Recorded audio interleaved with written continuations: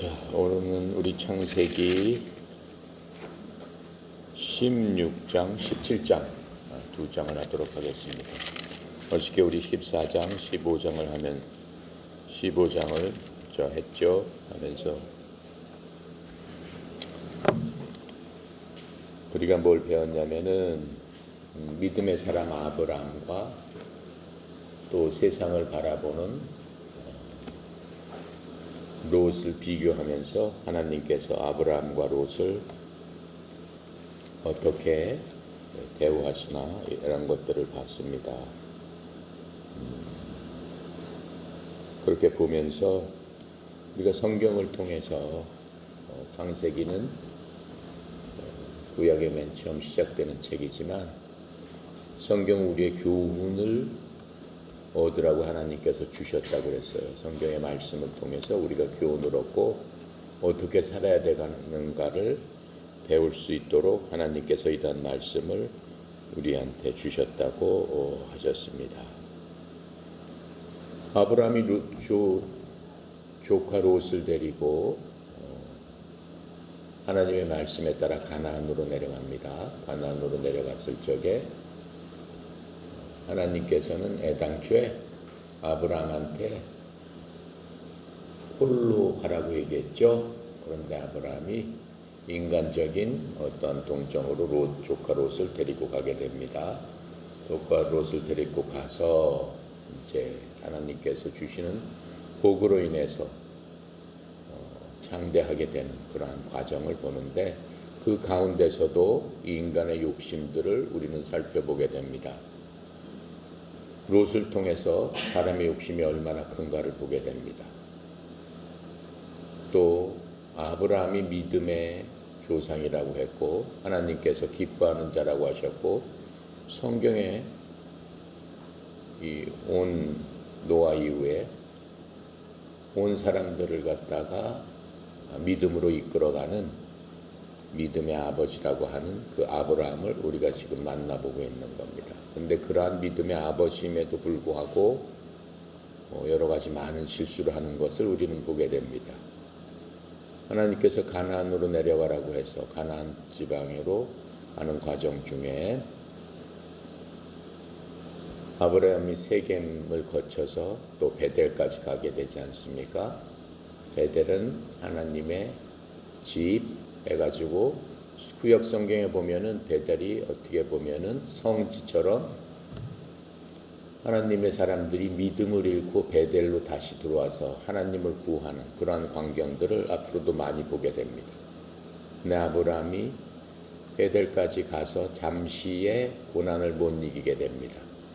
거기서 기근이 심해지자 다시 기근을 피해서 애굽으로 내려가게 됩니다. 애굽은 보기에는 너무나 좋은 땅이지만은 하나님께서 좋아하시지 않는 죄악이 많은 인간적으로 봤을 적에는 훌륭하지만은 죄악이 많은 그 땅에 내려가서 육신적인 편안함을 구합니다. 그곳에서 아브라함은 한번 다시 세상과 만나면서 범죄를 하게 됩니다. 아내로 인해서 범죄를 하게 되고 그로 인해서 잘못된 걸 깨닫고 다시 돌아오는 그러한 과정이 있지만은 다시 돌아오게끔 하는 것도 하나님의 은혜였음을 우리는 알 수 있습니다. 하나님께서 한번 택한 하나님의 백성을 끝까지 어떠한 경우에도 지켜주신다라고 하는 것들을 우리는 쉽게 배울 수 있는 겁니다. 그 이후에 아브라함과 롯이 재산이 많아지기 때문에 서로 갈라지게 되는 그러한 일들을 보게 됩니다. 애당초 하나님께서는 아브라함 하나를 택했지 롯은 택하지 않았습니다. 하나님의 뜻대로 거기서 갈라지지만 롯은 결국은 육신에 보이는 쪽을 따라서 세상 쪽으로 내려가게 됩니다. 그곳에서 롯은 큰 환난을 맞게 되는 겁니다. 하나님을 떠나서 세상을 쫓을 적에는 그 순간에는 뭔가 잘 되는 것 같고 뭔가 좋은 것 같지만 결국은 파멸을 맞게 되는 것들을 우리는 롯을 보면서 배우게 되고 롯의 교훈을 통해서 믿음은 그런 게 아니다라고 하는 것을 알게 됩니다. 하지만 롯도 하나님을 믿은 사람이었습니다. 롯도 나중에는 구원받았다는 것을 성경은 말씀을 해주고 있습니다. 하지만 로마서에서 얘기하는 것처럼 부끄러운 구원을 받게 되는 그러한 롯의 모습을 보게 됩니다. 롯을 우리한테 말씀해 주시는 이유는 우리가 하나님을 믿더라도 올바른 믿음 가운데서 하나님 기뻐하신 대로 나갈 적에 우리한테 주어지는 그 상급을 바라보고 나가는 그러한 아브라함처럼 그러한 믿음으로 영적인 사람이 되어야 된다라고 말씀을 해주시는 겁니다. 그렇게 하면서 하나님께서는 아브라함을 통해서 조카 롯을 구출하게 하는 그러한 광경을 또 보게 됩니다. 아브라함의 마음을 감동시키셔서 롯이 소돔의 땅에서 북쪽 지방으로 포로가 돼서 잡혀간 그것을 아브라함을 통해서 구출하게 하시고 다시 오는 길에 아브라함에게 복을 주시는 광경을 우리가 봤습니다. 복을 주시는 광경 중에서 하나님께서 그리스도의 예표가 되시는 살레말 멜기세덱을 보내셔서 갑자기 멜기세덱이 나와서 아브라함을 축복하는 광경을 보게 됩니다. 그건 예수님의 모형이라고 성경은 말씀하고 있습니다. 거기서 아브라함이 10분의 1을 감사함으로 드리게 됩니다. 그 감사함은 뭐겠습니까? 자기가 전쟁에서 이기고 그 다음에 조카 롯을 구해온 것에 대한 하나님의 은혜를 감사하는 것이겠죠. 또 오는 길에 세상 유혹을 받게 되는 것을 또 우리가 보게 됩니다. 소돔왕이 아브라함과 교제를 하기를 원했지만 아브라함은 단호하게 거절하고 하나님만 믿음으로 말미암아 세상과 타협하지 않는 그러한 모습을 우리에게 보여주고 있습니다. 15장에 가서는 하나님께서 아브라함에게 상을 주시기 원합니다. 아브라함이 원했던 것은 물질적인 상보다는 후손에 대한 그러한 갈망을 하나님께 말씀을 드립니다. 그렇게 하면서 하나님께서는 아브라함과 다시 한번 약속을 해주십니다. 약속을 해주시면서 아브라함의 씨에서 난 자가 상속자가 될 것이라고 다시 한번 되새겨 주십니다. 그때 아브라함 나이는 이미 85세입니다.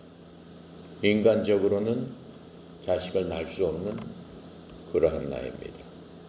또 사라도 75세입니다.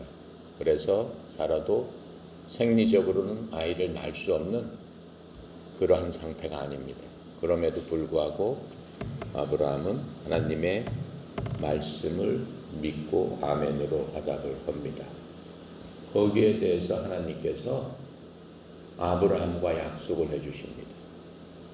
아브라함과 무슨 약속을 해주시냐면은 언약을 맺는데 내가 그 언약을 확실히 지킬 것이다라고 하는 것들을 제물을 통해서 의식적으로 하나님께서 예식을 통해서 확실하게 약속을 지키겠다고 하는 것을 보여주십니다. 그래서 옛날 언약 예법대로 짐승을 둘로 갈라서 피를 흘리고 또 그 짐승 둘 가르는 사이로 약속의 당사자들이 지나가는 것이 언약의 방법입니다. 그런데 하나님께서는 본인 홀로 그 길을 지나가십니다. 아브라함을 재운 다음에 본인 홀로 지나가셨다는 얘기는 하나님께서 전적인 은혜로 믿는 자에게는 전적인 은혜로 하나님께서 일하신다라고 하는 것들을 보여주는 것입니다. 그래서 그 언약에는 사람의 어떠한 뭘 하겠다고 하는 행위가 필요 없이 하나님께서 전적으로 주시는 하나님의 은혜로 이루어진다는 것을 하나님께서 성경을 통해서 말씀을 해주시고 계시는 겁니다. 자, 거기까지가 하나님께서 아브라함과 하나님께서 아브라함의 행동을 보시고 또 아브라함의 믿음의 훈련을 통해서 바로 잡아 주시면서 내가 이렇게 했을 적에 내가 어떻게 해주마라고 확실하게 보여주시는 겁니다. 그래서 동물을 쪼개서 거기를 지나가시는 하나님, 그것은 예수님의 예포이기도 합니다. 우리한테 보여주시는 것은 지금 하나님께서 아브라함한테 보여주셨던 동물을 쪼갠 사이로, 피를 흘린 동물 사이로 하나님께서 지나가시면서 내가 이렇게 내 언약을 지키겠다. 나는 신실한 사람이다. 나는 믿음이 충만한 사람이다. 니네들은 믿기만 해라. 라고 하시면서 그 가운데로 지나가신 것은 지금 우리에게 예수님께서 희생 제물이 되셔서 잘라진 그러한 동물의 사체가 되셔서 예수님께서 모든 일을 다 이뤘기 때문에 아브라함이 하나님께서 하신 것을 믿었듯이 너희들은 믿기만 해라 라고 보여주고 계시는 겁니다. 자, 그러한 믿음을 하나님께서 확증하셨는데 아브라함은 과연 어떻게 할까요? 16장부터 시작을 합니다. 자, 16장 3절까지 읽어보겠습니다. 아브라함의 아내 사레는 출산하지 못하였고 그에게 한 여종이 있으니 애굽 사람이요 이름은 하갈이라. 사레가 아브라함에게 이르되 여호와께서 내 출산을 허락하지 않으셨으니 원컨대 내 여종에게 들어가라. 내가 혹 그로 말미암아 자녀를 얻을까 하노라 하매 아브라함이 사레의 말을 들으니라. 아브라함의 아내 사레가 그 여종 애굽 사람 하갈을 데려다가 그 남편 아브라함에게 첩으로 준 때는 아브라함이 가나안 땅에 거주한 지 10년 후였더라.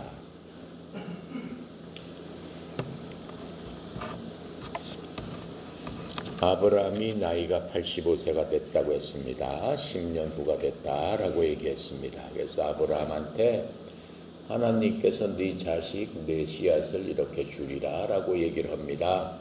얘기를 했는데 어떠한 상황이 벌어졌습니까?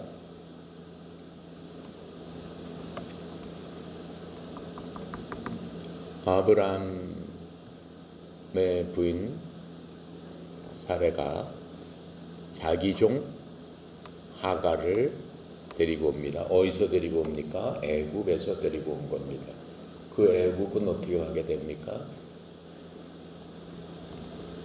창세기 12장에 보면은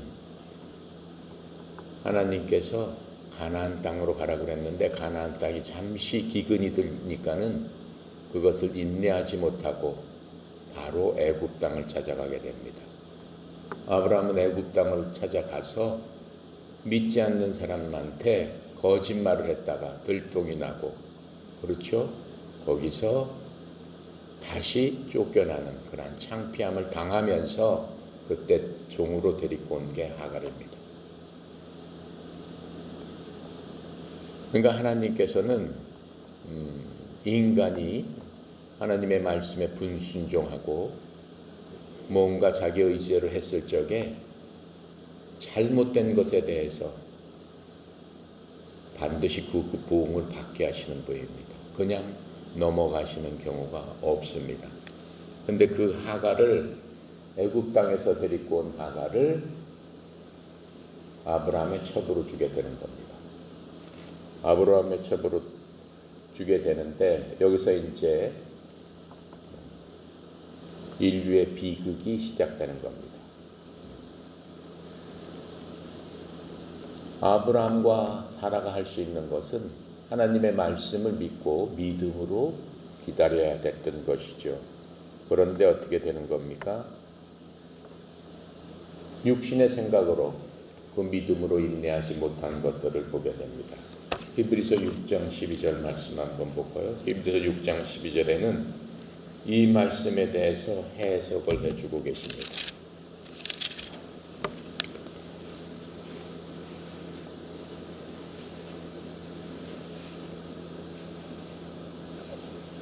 게으르지 아니하고 믿음과 오래 참음으로 말미암아 약속들을 기업으로 받은 자들을 본받는 자가 되게 하는 것이다. 지금 이 말씀은 하나님께서 기업으로 주셨다라고 하는 거예요. 내가 내 씨를 통해서 내가 저 하늘의 별처럼 내 자손이 풍성하게 내 씨를 통해서 하리라라는 그 말씀이 기업입니다. 그 기업을 얻기 위해서는 믿음으로 그 하나님의 말씀이 내게 하나님의 때 그대로 이루어질 것을 내가 믿습니다 하고 참고 기다려야 되는 거지만 어떻게 되는 거예요? 지금의 상황은 거기서 약간 벗어나기 시작합니다. 13절부터 20절까지 읽어볼게요. 하나님이 아브라함에게 약속하실 때 가리켜 맹세할 자가 자기보다 더 큰 이가 없으므로 하나님이 자기를 가리켜 맹세하고 이르시되 내가 반드시 너에게 복주고 복주며 너를 번성하게 하고 번성하게 하리라 하셨더니 그가 이같이 오래 참아 약속을 받았느니라. 사사람들이 자기보다 더 큰 자를 가리켜 맹세하나니 맹세는 그들이 다투는 모든 일의 최확정이니라. 하나님은 약속을 기업으로 받은 자들에게 그 뜻이 변하지 아니함을 충분히 나타내시려고 그 일을 맹세로 보증하셨나니 이는 하나님이 거짓말을 하실 수 없는 이 두 가지 변하지 못할 사실로 말미암아 앞에 있는 소망을 얻으려고 피난처를 찾은 우리에게 큰 안위를 받게 하려 하심이라. 우리가 이 소망을 가지고 있는 것은 영혼의 닭 같아서 튼튼하고 견고하여 휘장 안에 들어가나니 그리로 앞서 가신 예수께서 멜기세덱의 반차를 따라 영원한 대제사장이 되어 우리를 위하여 들어가셨느니라 이렇게 말씀하고 계세요. 그렇죠? 그래서 지금 이 말씀은 아브라함이 한 행동에 대해서 하나님께서 생각하고 계신 거예요. 하나님께서는 17절 13, 17절에 보니까는 새들 사이로 하나님께서 저녁 때 홀로 가셨단 말이에요. 지금 그렇게 말씀하시는 거예요. 하나님의 약속을 기업으로 받은 자에게, 즉 아브라함에게 하나님이 뜻이 변하지 아니함을 충분히 나타내시려고 그 일로 맹세로 보증하셨다라고 얘기해요. 하나님께서 아브라함하고 커버넌트 언약을 하시면서 내가 새 사이로 들어가면서 내가 맹세로 보증을 한다 이렇게 말씀을 하시는 거예요. 그러니까 우리한테도 똑같이 그 보증의 말씀을 하셨다라고 하는 거예요. 보증의 말씀이 뭐예요? 예수 그리스도의 죽음이다라고 얘기해요. 예수님께서 죽으시면서 보증의 말씀으로 더 확실하게 하나님께서 스스로 십자가에서 달리시면서 이 아브라함한테 해주신 그 확인보다 더 확실하게 하나님께서 우리에게 보증으로 약속해 주셨다라고 말씀을 하고 계시는 거예요. 그리고 그것이 너희들의 기업이다라고 얘기하는 거예요. 이 구약에 보면은 하나님께서 아브라함하고 약속하신 모든 것들은 육신적인 거예요. 내가 이 땅을 보이는 대로 네한테 다 주리라. 동서남북을 봐라. 그리고 내 자손을 별처럼 맑게 하리라. 다 보이는 것, 만져지는 것으로 다 복을 주셨어요. 그게 구약의 복의 개념입니다. 신약의 복의 개념은 무엇일까요? 그렇지 않습니다. 신약의 복의 개념은 구약의 그러한 복의 개념을 훨씬 뛰어넘는 영원한 복을 주시겠다라고 말씀하시는 거예요. 신약의 복의 개념은 뭐예요? 에베소서 1장 3절이에요. 찾아보겠습니다.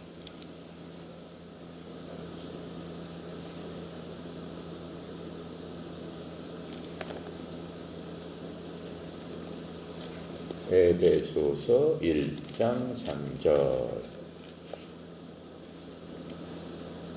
309페이지죠.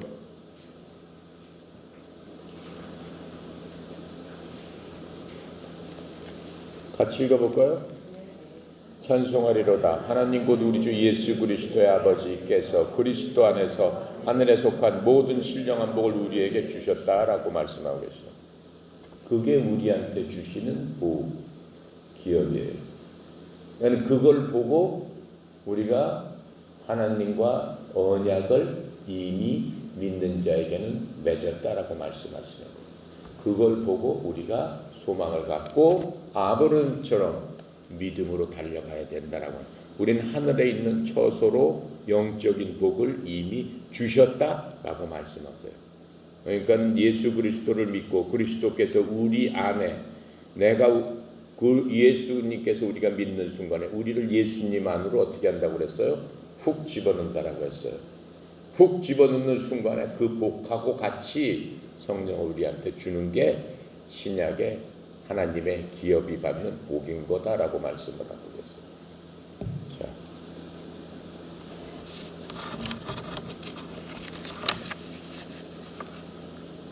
4절부터 12절까지 하겠습니다.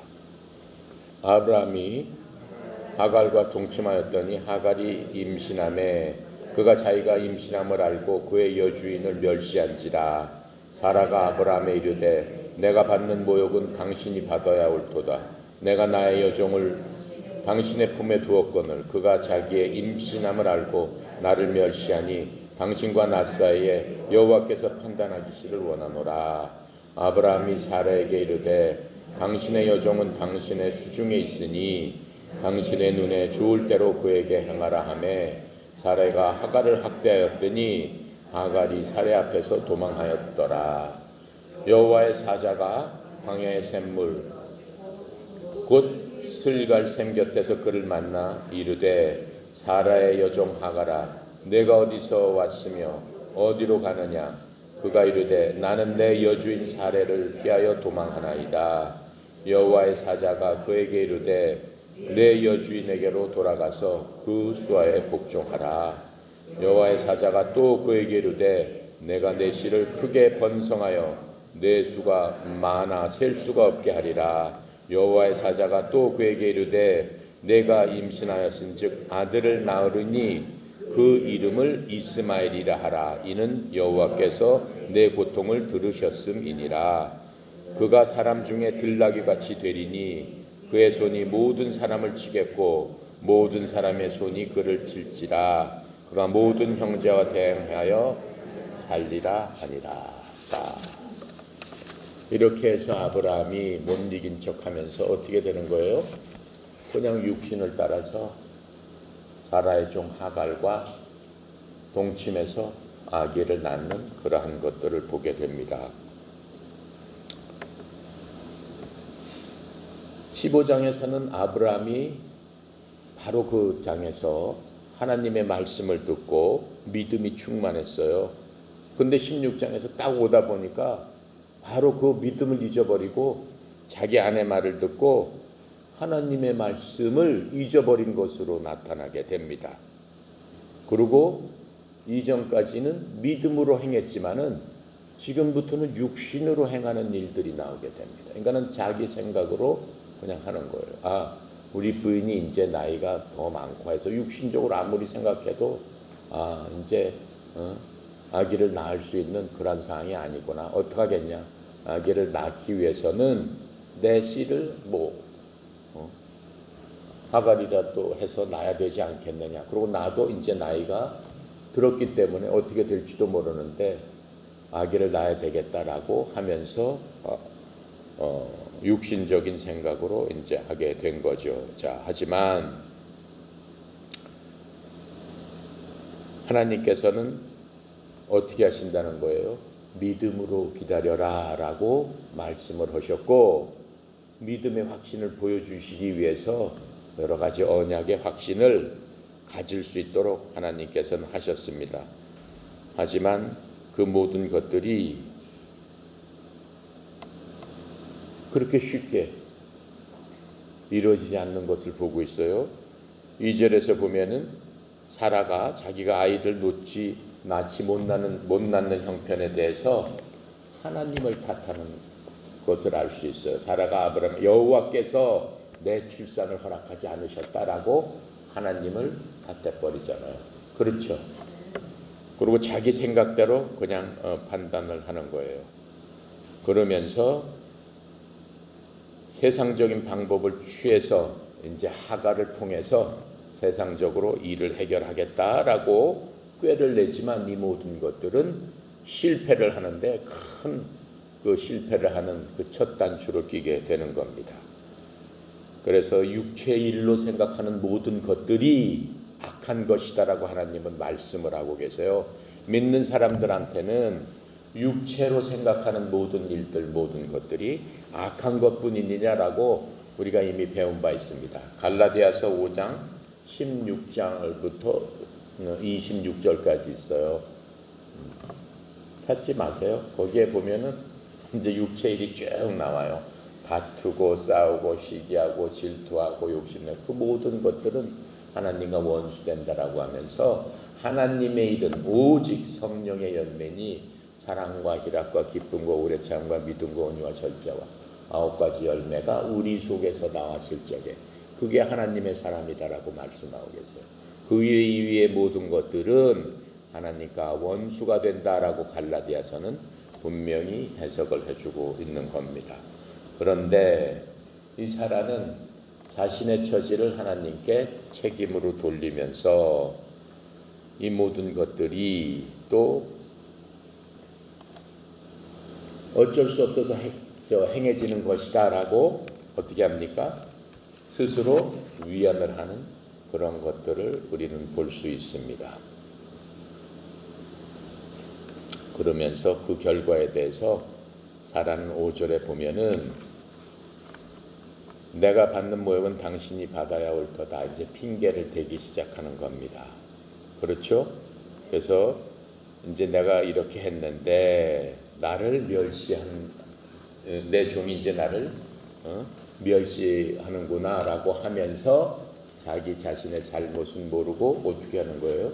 핑계를 대기 시작하는 겁니다. 마치 뭐 같아요? 우리가 에덴 동산에서 뱀과 여자와 또 남자 하와와 또 아담이 서로 그렇죠? 나중에 이게 죄로 밝혀지니까 여자는 뱀이 시켜서 내가 했지 않았느냐, 남자는 또 뭐라고 해요? 여자가 줘서 내가 했지 않느냐. 결국 이런 식으로 하게 되는 겁니다. 그러니까는 인간의 이 가장 의롭고 믿음의 아버지다라고 하는 사람들도 이런 식으로 하나님 앞에서 하나님의 말씀을 불순종하게 되면은 인간의 본성이 나타나서 서로를 원망을 하게 되는 그런 것들이 나오게 되는 것을 우리가 볼 수 있습니다. 자, 그리고 이제 8절에 보니까 사라의 종 하갈이 어떻게 되는 겁니까? 도망을 하게 되는 거예요. 네. 사라가 하갈의 교만을 보고 학대를 하게 되니까는 하갈은 세상적으로 도망을 하게 됩니다. 도망할 적에 누가 나타나요? 여호와의 사자가 나타나게 됩니다. 여호와의 사자는 그리스도라고 다들 학자들이 얘기를 합니다. 예수님께서 하갈을 만나 주시는 거예요. 하갈을 만나 주시면서 하갈을 뭐라고 부르시냐면은 사라의 여종 하갈아 이렇게 말씀하세요. 하나님께서는 그 사라가 잘못한 것에 대해서 전혀 하갈이 어떻게 했다라고 인정하지 않아 주세요. 그냥 네가 그렇게 된 것에 대해서 누가 잘했다 잘못했다 말씀을 안 해주세요. 그래서 이렇게 부르시는 거예요. 사라의 여종 하갈아 이렇게 부르시는 겁니다. 그래서 구약에서 주의 천사 이런 것들이 많이 나옵니다. 주의 천사가 선지자들에게도 나타나고 주의 천사가 소돔과 고모라 땅에도 나타나고 주의 천사가 아브라함한테 99살 때 나타나기도 하고 합니다. 근데 주의 천사라는 말이 처음으로 성경에 나타나는 규절이 바로 이 규절입니다. 자, 그렇게 하면서 이 바로 이제 그리스도가 나타나셨는데 하나님은 하갈을 보시고 사라에게 복종하라고 말씀하고 계시죠. 그래서 그 아들이 들 사람이 될 것이다, 위대한 인물이 될 것이다 라고 약속을 해주고 계시는 겁니다. 그래서 이삭이 태어나자마자 이스마엘을 위해서 어떠한 그 아브라함 밑에는 이스마엘을 위한 자리는 없었어요. 그리고 바로 쫓겨나게 되는 것들을 우리가 이제 보게 됩니다. 25장에는 이스마엘이 들판으로 쫓겨나는 그런 것들을 우리가 보게 되는 겁니다. 하지만 아브라함의 한 번의 잘못으로 말미암아 그 자손들은 지금까지도 유대인 이스라엘과 이슬람과의 대적 관계, 서로 죽이고 계속 폭탄을 쏴대면서 죽이는 이러한 불행한 결과를 결국은 세기적으로 내려오면서 둘은 적이 되는 관계를 만들게 되는 겁니다. 그래서 이스마엘이라는 얘기는 하나님이 들으신다라는 뜻으로 하나님께서 네 자식을 이스마엘이라고 지어라라고 11절에 말씀하고 계시죠. 그래서 갈라디아서 4장 21절부터 31절까지 보면은 보겠습니다. 사라에 대해서 직접 나오고 하시니까 갈라디아서 4장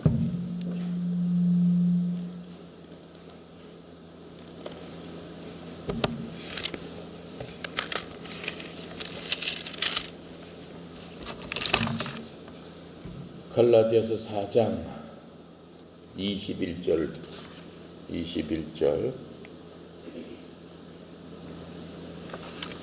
부터 31절까지 하갈과 사라에 대해서 말씀을 하고 있죠. 읽어봅시다. 내게 말하라. 율법 아래서 있고자 하는 자들은 율법을 듣지 못하였느냐. 기록된 바 아브라함의 두 아들이 있으니 하나는 여종에게서 하나는 자유 있는 여자에게서. 여종에서 변한 지금 하갈의 아들 이스마엘을 얘기하는 거죠. 하나는 자유 있는 여자는 누구예요? 사레의 아들 앞으로 날 이삭을 얘기하는 겁니다. 여종에게서는 육체를 따라 낳고 자유 있는 여자에게서는 약속으로 말미암느니라. 지금 육체를 따라 낳잖아요. 자기네들끼리 타협해서 가만히 보니까 하나님께서 기다려라. 사레한테 4씨가 날 것이다 라고 했는데 그 약속을 따라서 나지 않고 지네들끼리 생각을 해서 내 종우를 통해서 자식을 얻자라고 해서 자기 멋대로 했으니까 그건 육체에 따라서 낳다라고 하는 거예요. 그렇죠? 24절에 이것은 비유니 이 여자들은 두 언약이라. 하나는 시내산으로부터 종을 낳은 자니 곧 하갈이라. 이 하갈은 아라비아에 있는 시내산으로서 지금 있는 예루살렘과 같은 곳이니 그가 그 자녀들과 더불어 종노릇하고 오직 위에 있는 예루살렘은 자유자니 곧 우리 어머니라. 기록된 바 잉태하지 못한 자여 즐거워하라. 산고를 모르는 자여 소리질러 외쳐라. 이는 홀로 사는 자의 자녀가 남편 있는 자의 자녀보다 많음이다 하였으니 형제들아 너희는 이삭과 같이 약속의 자녀라. 그러나 그때 육체를 따라 난 자가 성령을 따라 난 자를 박해한 것 같이 이제도 그러하도다. 그러나 성경이 무엇라 말하느냐. 여종과 그 아들을 내쫓으라. 여종의 아들이 자유 있는 여자의 아들과 더불어 유업을 얻지 못하리라 하였느니라. 그런즉 형제들아 우리는 여종의 자녀가 아니요 자유 있는 여자의 자녀니라. 이렇게 말씀하고 계시는 거예요. 그러니까는 하갈과 하나님의 약속의 자식이 될 이삭을 비유해서 이렇게 말씀을 하고 있는 거예요. 즉 우리는 자유 있는 자, 우리는 아브라함의 믿음의 자손이다 이렇게 말씀을 하고 있는 겁니다. 자, 그렇게 하고 이제 뭐라고 말씀을 하시냐면은 지금 우리가 읽은 것처럼 이 사라는 새 언약의 상징이고 하갈은 옛 언약의 상징입니다. 옛 언약이라는 것은 율법이죠. 율법의 상징이 되는 거고 사라는 믿음을 통한 하나님의 은혜의 상징이 되는 겁니다. 그래서 사라는 자유로운 여인이었고 그리스도께서 우리를 자유롭게 해주신다라고 성경은 말씀하고 계세요. 이스라엘은 자기네들끼리 선택해서 육신이 좋은 대로 인간적인 생각으로 나왔지만은 어떻게 해요? 율법은 어떻게 하는 겁니까? 육신에 소소하지만은 육체를 다스리거나 지배할 수 없다라고 우리가 읽은 거는 얘기하는 거예요. 무슨 얘기냐면은 율법의 기능은 거울과 같다라고 하는 거예요. 저 거울을 쳐다보는데 거울을 쳐다보면서 뭐가 보여요? 여러분들의 얼굴이 보이고 여러분의 상태가 거울에 다 비춰집니다. 얼굴에 뭐가 검은 게 묻었으면 그대로 보입니다. 내가 밥을 먹다가 밥풀을 붙였는데 안 보일 수 있어요. 묻었나 안 묻었나 보기 위해서 여러분 나가실 적이 어때요? 거울 한번 보고 나가죠? 어떻게? 왜? 자기의 무슨 흠집이 있나 하기 위해서 보는 게 거울의 역할이에요. 화가를 통해서 이루어지는 것들은 바로 그런 것들이다라고 얘기하는 거예요. 죄를 죄되게 하는 거다라고 하는 거예요. 거울이 여러분들을 고쳐줄 수 있어요? 내가 뭐 묻었는데 흠집이 있는데 거울 보고 고쳐달라고 그러면 고쳐줄 수 있나? 고칠 수 없다라고 하는 거예요.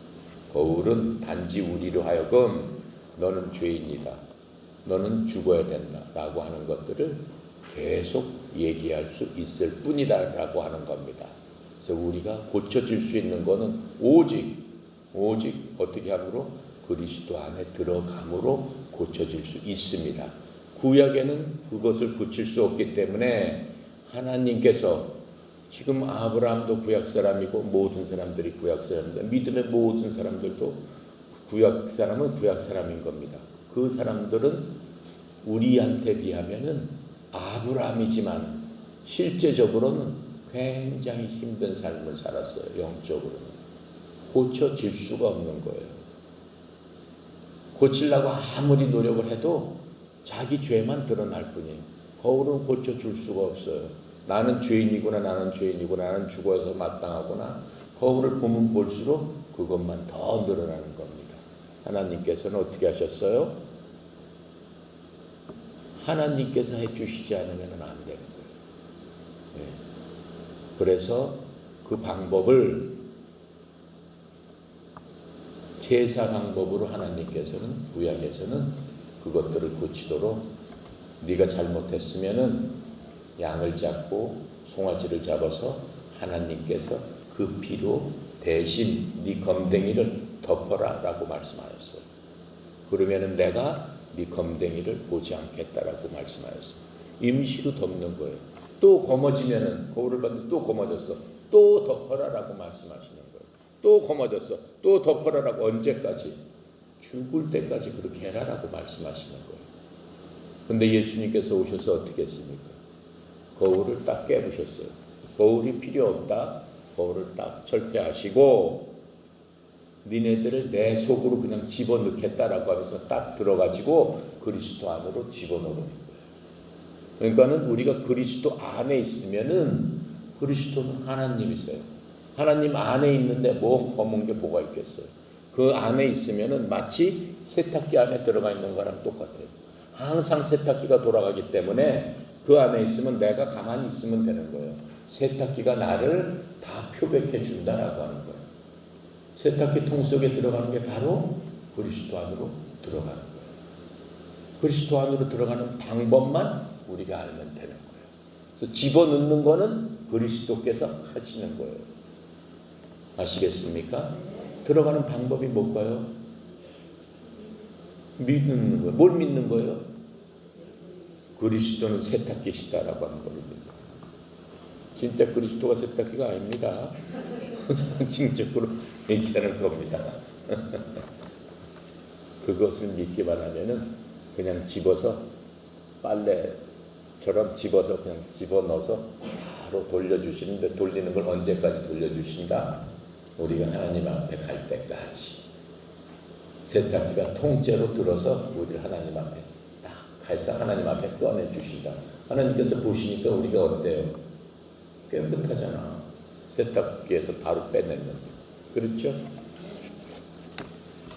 자, 그렇게 하신다라고 하는 거예요. 그래서 우리가 이 16장에서 볼 수 있는 실질적인 교훈은 뭡니까? 우리가 하나님보다 앞서갈 적에는 반드시 문제가 생긴다라고 하는 겁니다. 그렇죠?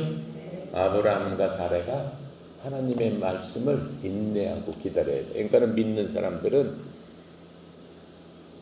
환난 가운데서도 힘들 적에서도 인내하라고 하는 거예요. 인내하라고, 참으라라고 하는 거예요. 그렇죠? 참게 되면 니네가 체험을 하게 된다라고 성경은 말씀하고 있어요. 뭔 체험을 하게 돼? 하나님께서 약속하신 것에 대한 체험을 할 수 있다라고 말씀을 하고 계시는 거예요. 예. 그러니까는 우리가 육신적으로 뭔가 아브라함과 사레처럼 하나님께서 자식을 준다고 그랬는데 야 하나님의 일을 우리가 빨리빨리 성취하자라고 해서 하갈이라는 사람을 통해서 하나님의 일을 돕기를 원하는 거예요. 그게 되겠어요? 아닌 거예요. 그렇게 하면 안 되는 거예요. 참된 믿음은 참고 기다리는 거예요. 그렇죠? 그렇게 도와야 된다라고 하는 종교가 있어요. 그게 무슨 종교예요? 하나님을 믿지만 그래도 인간이 뭔가 하갈처럼 할 일은 좀 하면서 하나님의 뜻을 기다려야 된다는 종교가 있어요. 천주교예요. 그렇죠? 거기는 믿음 플러스 행위를 얘기하는. 근데 하나님께서 믿음 플러스 행위를 하면은 아브라함과 하갈 같은 자다라고 말씀하십니다. 되지 않는다라고 했습니다. 그렇죠? 17장으로 가겠습니다.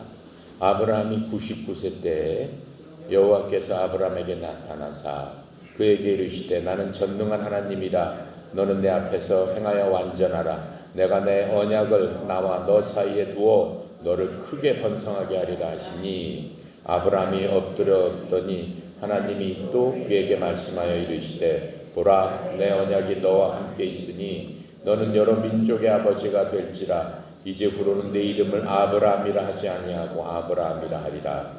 이는 내가 너를 여러 민족의 아버지가 되게 하려 함이니라. 내가 너로 심히 번성하게 하리니 내가 네게서 민족들이 나게 하며 왕들이 네게로부터 나오리라. 내가 내 언약을 너와 너 및 네 대대 후손 사이에 세워서 영원한 언약을 삼고 너와 내 후손의 하나님이 되리라. 내가 너와 내 후손에게 내게 거류하는 이 땅 곧 가나안 온 땅을 주어 영원한 기업이 되게 하고 나는 그들의 하나님이 되리라. 자, 하나님께서 드디어 아브라함한테 나오셨어요. 아브라함이 그런 짓을 한 다음에 하나님께서는 13년 동안 아무런 말씀 안 하십니다. 아브라함이 인간적으로 육체적으로 행한 다음에 하나님의 말씀이 없으셨어요. 그리고 13년 동안 침묵하신 다음에 아브라함과 사라가 자신들이 육체적으로 이미 죽어서 이제 기력도 없고 인간적으로는 생산할 수 없는 그렇게 죽은 그런 가운데서 하나님께서 이들한테 나타나서 다시 말씀하시는 거예요. 뭐래요? 하나님의 부활의 능력을 이들한테 보여주시는 그러한 그림이 나타나는 겁니다. 하나님은 어떠한 하나님이라고 그랬어요? 엘샤다이의 하나님이라고 했어요. 하나님 맨 처음에 나올 적에 성경에 엘샤다이의 하나님, 엘로힘의 하나님 이런 식으로 말씀을 하고 계시는 겁니다. 영어로 보면 Almighty God, 능력의 하나님, 전능하신 하나님, 그것을 엘샤다이 하나님이라고 이제 말씀을 하고 계시면서 이제 17장에서 나오시는 그 내 언약이란 말이 반복돼서 나오게 됩니다. 내 언약이라는 말은 언약을 성취하는 것은 하나님께 달렸다라고 하는 거예요. 우리가 아브라함과 언약을 통해서 나가실 적에 하나님께서 아브라함은 재워놓고 하나님께서 홀로 언약의 길을 걸어가시는 걸 우리가 봤습니다. 우리가 하나님 앞에 매달리고 의지할 적에 반드시 하나님은 말씀하신 대로 우리한테 해주셔요. 우리한테 보증이 된 것은 예수 그리스도이기 때문에 이런 동물의 희생과는 비교할 수 없는 정말로 하나님의 모든 것을 걸고 우리한테 언약을 해주셨다라고 하는 거예요. 그것을 믿음으로 받은 사람한테는 하나님께서 반드시 얼마이티 가드가 반드시 이루어 주시는데 그것을 어떻게 참고 인내로 기다려야 된다라고 하는 거예요. 죽는 순간까지도 기다려야 된다라고 하는 게 이 창세기에서 우리한테 보여주시는. 그래서 창세기는 진짜로 위대한 책이에요. 그래서 창세기가 그냥 역사책이기도 하지만 영적으로 신약의 믿음의 기초를 이루어줄 수 있는 가장 훌륭한 책이라고 할 수 있겠습니다.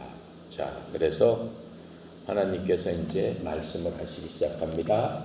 13년 만에 딱 나타나셔서 이제 그 언약을 성취하기 위해서 나오신 거예요. 그러면서 첫 번째 하신 게 여태까지는 아브라함이 아닙니다. 이 17절까지는 이름이 아브람이었어요. 아브람은 무슨 뜻이냐면은 높으신 아버지, 말하자면 하이 파더라고 하는 거예요. 존경을 받을 우리 아버지인데 아주 높으신 아버지, 그런 얘기였는데 너 이제 아브람이라는 말을 하지 말고 아브람이라고 해라라고 말씀을 하세요. 아브람이라는 거는 온 민족의 아버지, 열국의 아버지다라고 하나님께서 이름을 바꿔주시기 시작하는 거예요. 자, 그렇게 하면서 또 사레는 이름도 바꿔주세요. 사라라고 하라. 사레는 무슨 뜻이냐면은 다투기 좋아하는 그런 사람, 그런 뜻이에요. 사레가 뭐 계속 다투잖아요. 다투기 좋아하는 그런 뜻에서 뭐라고 얘기해? 사라라고 바꿔라. 사라라는 뜻은 뭐냐면 공주다라고 하는 뜻이에요. 공주가 됐다라고 하는 거예요. 열국의 아버지의 부인이니까 공주마마가 됐다라고 하는 거예요. 이름을 바꿔주십니다. 그래서 이제 새로운 축복을 준비하고 계시면서 이 하나님께서 이 아브라함과 사라를 통해서 열국의 아버지, 그 이방인들에게 열국의 아버지의 그런 모습으로 하나님께서 변해주시는 그런 것들을 우리가 볼 수 있습니다. 자, 그렇게 하면서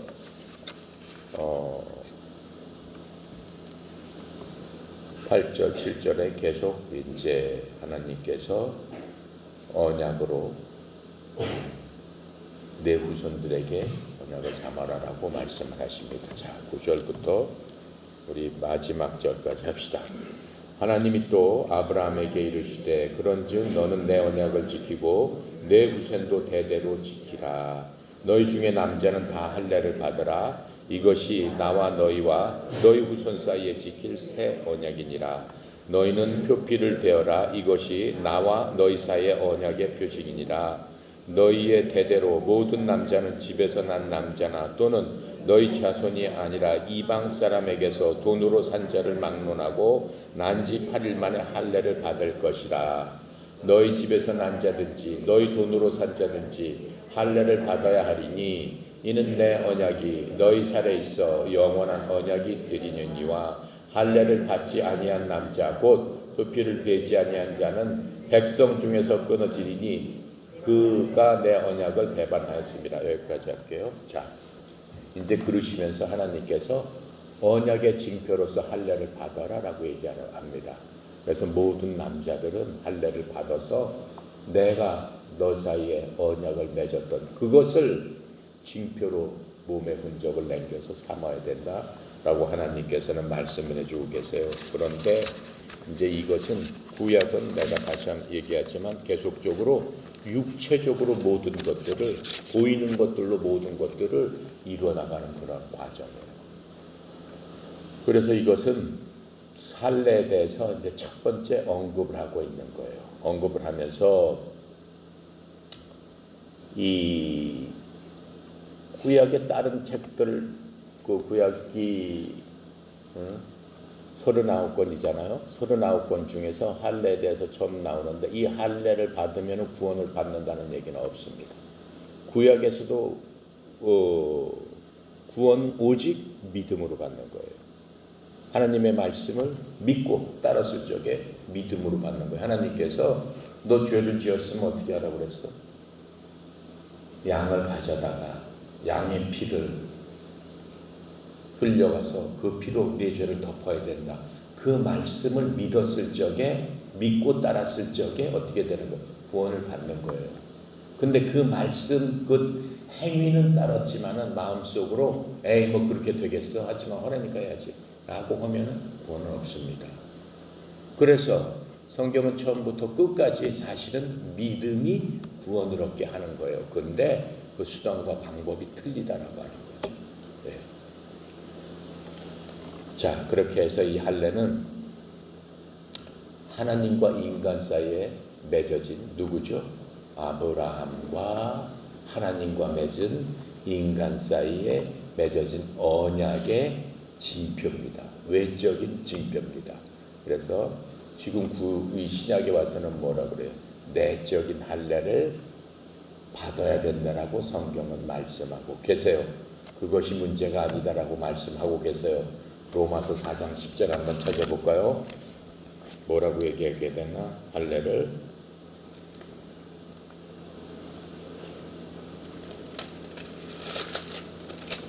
로마서 4장 10절 봅시다. 신약 243페이지예요. 그런즉 그것이 어떻게 여겨졌느냐? 할례시냐 무할례시냐? 할례시가 아니요 무할례시니라. 자, 밑에 읽어볼게요. 무슨 얘기인가? 그가 할례표를 받은 것은 무할례시의 믿음으로 된 의를 인친 것이니 이는 무할례자로서 믿는 모든 자의 조상이 되어 그들도 의로 여기심을 얻게 하려 하십니다. 이게 무슨 얘기냐면은 아브라함이 할례를 받은 게 99살이에요. 하나님께서 이렇게 말씀하시고 13년 만에 나타나신 게 이제 그 뒤에 나오는데 99살이에요. 99살 때 하나님께서 하갈이 자식을 낳고 이스마엘이 13살 때 나오신 거예요. 나오셔서 아무 말씀 안 하시다가 그 언약을 내가 이제 성취할 텐데 언약과 언약 사이에 그것을 징표로 삼겠다. 그게 할례를 받아. 앞으로 너네 이스라엘 사람들, 네 후손들은 대대로 8일 만에 할례를 받아서 하나님께서 너하고 한 약속을 이뤘다는 것을 네 몸의 흔적으로 모든 남자에게 나타내라. 그렇죠? 죽을 몸에서부터 부활시켰다라고 하는 것들을 나타내라고 하시는. 그런데 아브라함은 그 전에까지는 할례를 안 받은 사람이잖아요. 그렇죠? 그러니까 아브라함은 할례를 안 받은 사람한테 믿음의 표시를 이렇게 해 주셨다라고 하는 거예요. 그럼 아브라함은 무할례자의 조상이다, 믿음의 조상이다라고 하는 거예요. 아브라함한테 하나님께서 75살 때 나타나가지고 무할례 받았을 적에 내가 너를 네 믿음을 보고 너를 의로운 자라고 했다라고 말씀하시잖아요. 처음으로. 그렇죠? 그러니까 성경에 처음 나온 그 믿음의 조상이 아브라함인데 75살 때 아브라함은 할례하고 아무 상관이 없는 사람이에요. 그렇게 하고 몇십 년이 지난 다음에 이제 할례를 받아라. 그렇게 말씀하시는 거예요. 그렇다면은 아브라함이 이스라엘 민족의 조상이지만 우리나라로 보면 단군처럼 모든 믿지 않는 사람의 조상이기도 하다. 이스라엘 사람들의 징표는 할례를 받는 사람들이에요. 무할례자는 이방인들을 나타내는 얘기예요. 그런데 75살 때 아브라함의 믿음의 조상은 모든 무할례자의 믿음의 조상이다라고 하는 거예요. 그렇다면 우리처럼 무할례자, 할례하고 상관없는 사람의 원래 조상이었다라고 얘기하는 거예요. 75살 때니까. 그리고 이스라엘에 관계되는 거는 지금부터라고 하는 얘기예요. 99살 때부터. 지금 그 말씀을 하고 있는 거예요. 13절에 보니까 우리 12절까지 했나요? 13절. 아브라함이나 그 후손에게 세상의 상속자가 되리라고 하신 언약은 율법으로 말미암은 것이 아니요 오직 믿음의 의로 말미암은 것이다. 이렇게 말씀하고 계세요. 그렇죠? 네. 그래서 아브라함은 모든 이방인들 믿는 이방인들의 믿음의 조상이기도 하고 물론 이스라엘, 육적인 이스라엘의 당연히 조상이죠. 그렇죠? 우리한테는 무슨 조상이야? 육적인 조상은 아니에요. 믿음의 조상이기 때문에 영적인 믿음의 조상이다 라고 말씀을 하고 계시는 겁니다. 자, 그래서 할례는 8일 만에 행해자라고 말씀을 하고 계세요. 8은 엄밀히 따지면 부활의 숫자예요. 이스라엘 사람들한테 8은 부활의 숫자를 나타내기 때문에 8일 만에 행하라 라고 하나님께서는 말씀을 하고 계세요. 자, 그렇게 하고 오늘 신자들한테 새로운 언약, 새 언약에 있는 할례는 어떻게 받는 것인가? 빌립보서 3장 1절부터 3절입니다.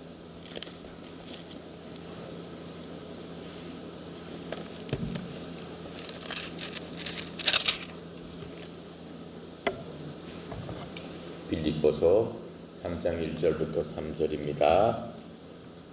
끝으로 나의 형제들아 주 안에서 기뻐하라. 너희에게 같은 말을 쓰는 것이 내게는 수고로움이 없고 너희에게는 안전하니라. 개를 삼가고 행악하는 자들을 삼가고 몸을 상해하는 일을 삼가라. 하나님의 성령으로 봉사하며 그리스도 예수를 자랑하고 육체를 신뢰하지 않는 우리가 곧 할례파라.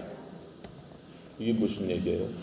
개들을 삼가고 옛날 바리새인, 서기관, 율법학자들 그런 사람을 삼가라라고 얘기하는 거예요. 그러면서 행악하는 자들을 삼겨라. 뭐예요? 예수님께서 오셨을 적에 유대교 믿는 사람들, 이 아브라함의 직접 후손들, 할례를 받아야 된다, 뭘 해야 된다라고 계속 얘기를 했어요. 예수님께서 이 땅에 오셨을 적에 뭘 주로 요구를 했냐면은 예수님 돌아가신 다음에 이제 교회가 생기면서 주로 유대교회였어요. 예수님 돌아가시고 10년 동안은 주로 예수님을 믿는 유대인들의 교회가 이 땅에 있었어요. 10년 동안은. 이방인들은 교회 없었어요. 10년 동안은. 그 10년 후에 이제 고넬료라는 이방인이 처음으로 이방인으로서 믿는 성도가 됐는데 10년 동안 있으면서 무슨 얘기가 계속 있는 거냐면은 예수님 믿고 그리스도 믿고 다 좋다. 예수님 하나님을 다 믿는다. 하지만 우리 율법 중에 유대교 중에 난지 8일 만에 할례를 받지 않냐. 그거는 지켜야 된다. 그거를 지키면서 예수님을 믿어야 된다. 그걸로서 굉장히 많은 싸움이 있었어요. 그래서 맨 처음 예루살렘 총회에서 그 문제를 바울과 사도들과 함께해서 해결을 하는 것들을 우리가 볼 수 있습니다. 그래서 여기서는 개들을 상하고 해악하는 자들을 삼가라. 즉 유대교가 그렇게 외적으로 얘기하는 것을 삼가야 된다고 해서 몸을 상해하는 일을 삼가라. 이게 성경에는 뭐라고 써있냐면 살을 베어내는 자를 삼가라. 즉 할례파를 삼가해야 된다. 그 사람들하고 멀리해야 된다. 할례당을 멀리해야 된다라고 말씀하고 계시는 거예요. 그러면서 하나님의 성령으로 봉사하며 하나님의 성령으로 어떻게 해요? 봉사하며 봉사한다는 말이 좀 이상하죠? 하나님의 성령으로 항상 깨어 있어야 된다라고 얘기하는 거예요. 깨어 있으면서 그리스도 예수를 자랑하고 육체를 신뢰하지 아니하는 우리가 본래 할례파다. 육체를 신뢰하지 않는 게 뭐예요? 할례 이런 것 갖고 자랑하지 않는 것. 할례가 하나님과의 언약의 상징이다. 그건 구약에서 하는 거예요. 구약에서는 당연히 할례를 했어야 되는 거예요. 하나님의 언약의 상징을 육체적으로 갖고 있는 거니까 하나님께서 하라고 했으니까 당연한 거예요. 근데 하나님의 이 성경을 전체적으로 보면은 성경 66권 중에 하나님께서 이쪽에서는 하지 말라라고 하는 게 해라라고 하는 걸로 변한 과정을 우리는 볼 수 있습니다. 이 구약에서 보면은 그 예를 든다면은 너네들은 피를 먹지 말고 물고기 중에서 어떻게 비늘 없는 거 먹지 말고 발굽이 갈라진 거 먹지 말아라. 레위기에 나오죠. 먹지 말아야 되는 거예요. 그 당시에 먹으면 부정타는 거예요. 먹으면 죽는 거예요. 하나님 싫어하시는 거예요. 그런데 신약에 와서는 어때요? 네. 피는 먹지 말아라 그래요. 피만 먹지 말고 먹어라라고 얘기를 해요. 목 베어 죽인 것 피는 먹지 말아라라고 얘기해요. 그게 신약 초기에 사람들이 막 따지는 거예요. 우상의 제물은 어떻게 해야 되느냐? 당연히 구약에서는 먹지 말아야 되죠. 근데 우상의 제물을 먹는 사람인데 어떻게 해야 됩니까? 물어보잖아요. 우리 로마서 때 배운 거예요. 뭐라고 그래요? 상관없다고 그래요. 우상이 어딨냐? 우상이라는 게 도대체 있지도 않은 건데 그 앞에 드린 제물을 우상이 먹었겠느냐라고 얘기하는 거예요. 무슨 상관이 있느냐? 이렇게 얘기하는 거예요. 하지만 니네 양심이 꺼린다면 먹지 말아라. 네가 먹는 걸 보고 믿음이 약한 사람이 저기 마귀가 먹던 것을 이렇게 먹어도 되나? 그렇게 꺼리는 사람이 있다면 그 사람을 위해서 네가 먹지 말아라. 이렇게 얘기를 하는 거예요. 하지만 아무 상관이 없다라고 하는 거예요. 단 피는 먹지 말아라고 예루살렘 그 총회에서 얘기하고. 근데 나중에 몇십 년이 지난 다음에 뭐라고 얘기해요? 먹어도 된다라고 또 나와요. 왜? 하나님께서 주신 모든 것들은 감사함으로 먹으면은 하나도 버릴 것이 없나니라고 디도서에 나와요. 그러니까는 하나님의 경륜은 계속 바뀌는 거예요. 바뀌고 시대에 따라서. 그래서 성경은 그걸 분명히 얘기를 해주고 있는 거예요. 자, 그래서 이 할례에 대해서도 이제 계속 이제 이렇게 얘기를 하고 있습니다. 할례에 대해서 구체적으로 우리가 알아본 거는 여러분들이 다른 성경을 읽을 적에 특히 로마서나 사도행전 같은 거 읽으면은 거기에 대한 왈가왈부한 얘기들이 계속 나오고 있습니다. 자, 우리 어디까지 읽었죠? 예? 몇 14장까지 읽었어요? 14절까지? 15절부터 끝까지 합시다. 하나님이 또 아브라함에게 이르시되 내 아내 사레는 이름을 사레라 하지 말고 사라라 하라. 내가 그에게 복을 주어 그가 내게 아들을 낳아주게 하며 내가 그에게 복을 주어 그를 여러 민족의 어머니가 되게 하리니 민족의 여러 왕들이 그에게 나리라. 아브라함이 엎드려 웃으며 마음속으로 이르되 100세 된 사람이 어찌 자식을 낳을까? 사라는 90세니 어찌 출산하리요 하고 아브라함이 이에 하나님께 아뢰되 이스마엘이나 하나님 앞에 살기를 원하나이다. 하나님이 이르시되 아니라 내 아내 사라가 내게 아들을 낳으리니 너는 그 이름을 이삭이라 하라. 내가 그와 이 언약을 세우리니 그의 후손에게 영원한 언약이 되리라. 이스마엘에 대하여는 내가 네게 말을 들었나니 내가 그에게 복을 주어 그를 매우 크게 생육하고 번성하게 할지라. 그가 12두령을 낳으리니 내가 그를 큰 나라가 되게 하려니와 내 언약은 내가 내년에 이 시기에 사라가 네게 낳을 이삭과 세우리라. 하나님이 아브라함과 말씀을 마치시고 그를 떠나 올라가셨더라. 이에 아브라함이 하나님이 자기에게 말씀하신 대로 이날에 그 아들 이스마엘과 집에서 태어난 모든 자와 돈으로 산 모든 자 곧 아브라함과 집사람 중 모든 남자를 데려다가 그 보피를 베었으니 아브라함이 그 보피를 벤 때는 99세였고 그의 아들 이스마엘이 그의 보피를 벤 때는 13세였더라. 그날에 아브라함이 그 아들 이스마엘이 할례를 받았고 그 집의 모든 남자 곧 그 집에서 태어난 자와 돈으로 이방 사람에게서 사온 자가 다 그와 함께 할례를 받았더라. 자, 이렇게 하면서 모든 사람들이 할례를 받음으로써 하나님께서 할례 언약을 이렇게 한 것들을 보여주십니다. 그리고 이제 아브라함이 드디어 99살에 대해서 하나님께서 그렇게 나타나시고 이제 13년 만에 나타나시니까 이스마엘은 13살이 됐겠죠. 그러면서 아브라함은 웃었다라고 얘기해서 하나님은 비웃은 게 아니에요. 이때 아브라함이 웃은 거는 내가 다 죽었는데 행시 기능이 없는데 하나님께서 나를 부활해 주시려고 하는구나 라고 하는 마음의 기쁨으로 아브라함은 웃는 겁니다. 웃으면서 하나님의 약속의 그 말씀을 이제 기뻐하는 거예요. 자, 그렇게 하면서 우리가 보면은 하나님께서 이스마엘에게도 복을 주십니다. 이스마엘에게도 12아들이 납니다. 12아들이 돼서 이 야곱처럼 12지파처럼 12아들이 온 땅에 이슬람 교회 그러한 이슬람 제국의 제후들이 돼가지고 흩어지면서 지금 이슬람이 얼마나 커요. 땅으로 보면은 훨씬 크잖아요.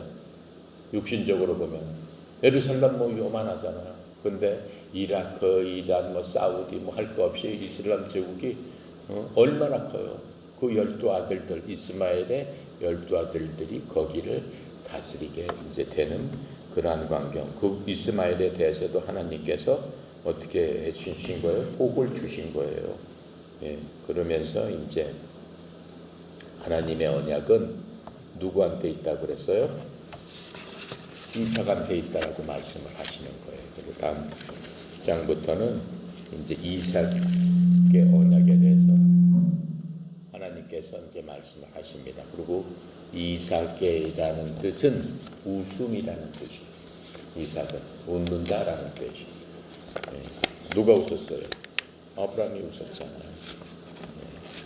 자, 기도하고 마치겠습니다. 감사하시고 거룩하신 하나님 아버지, 참으로 은혜 감사합니다. 저희들이 창세기를 배울 수 있도록 하나님 은혜 베풀어 주시고, 또 어려운 이 시간에 오직 하나님의 말씀에 의지하여 한 걸음 한 걸음 주와 같이 동행하기 위해서 고개 숙인 하나님의 자녀들 하나님 축복하여 주시옵소서. 아버지 하나님께서 우주 만물을 만드시고 세상의 역사를 주관하심을 우리는 하나님의 말씀을 통해서 깨닫고, 또 그것이 교훈이 돼서 인생 살아나가는데 하나님만이 나의 힘이요 나의 능력이요 하나님의 말씀만이 우리가 신뢰할 유일한 것임을 알게 해주신 주님 감사합니다.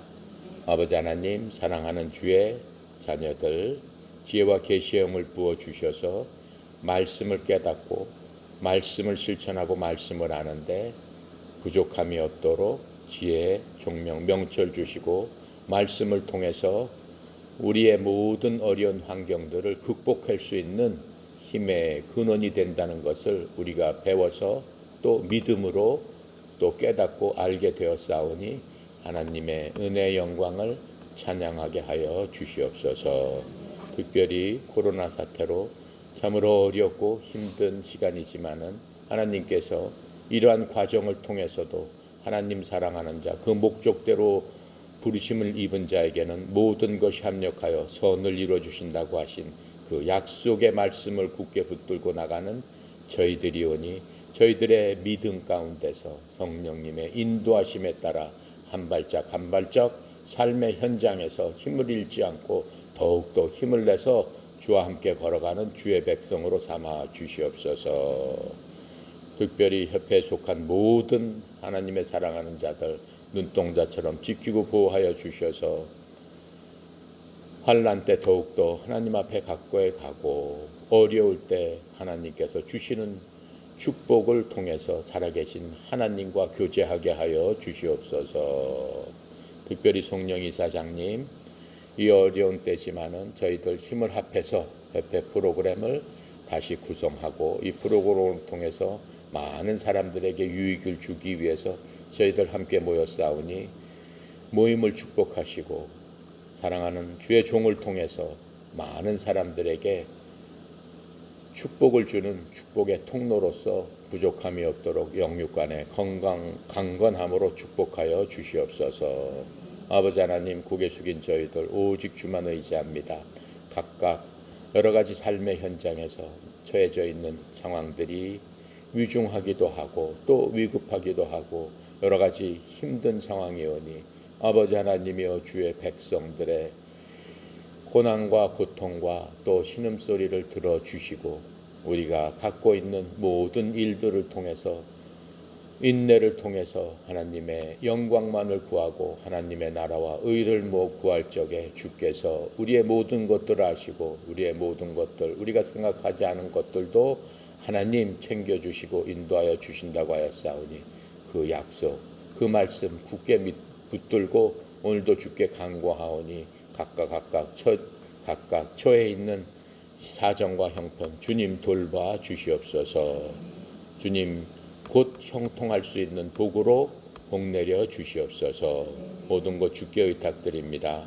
감사드리며 우리 주 예수 그리스도 이름으로 기도드렸습니다. 아멘. 감사합니다.